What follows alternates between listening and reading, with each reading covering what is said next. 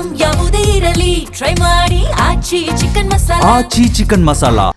ತಮಿಳುನಾಡಿನಲ್ಲಿ ದಳಪತಿ ದರ್ಬಾರ್ ಶುರುವಾದ ಬೆನ್ನಲ್ಲೇ ಈಗ ಭಾರಿ ಬೆಳವಣಿಗೆಗಳಾಗ್ತಾ ಇದೆ. ಪಳನಿಸ್ವಾಮಿ ನೇತೃತ್ವದ ಎಐಎಡಿಎಂಕೆ ಪಕ್ಷ ಏನಿದೆ ಇಬ್ಬಾಗವಾಗುತ್ತಾ ಆ ಭೀತಿ ಈಗ ಶುರುವಾಗ್ತಾ ಇದೆ. ಎಐಎಡಿಎಂಕೆ ಪಕ್ಷದ ನಾಯಕತ್ವದಲ್ಲೂ ಕೂಡ ಬದಲಾವಣೆ ಆಗುತ್ತಾ? ಎಐಎಡಿಎಂಕೆ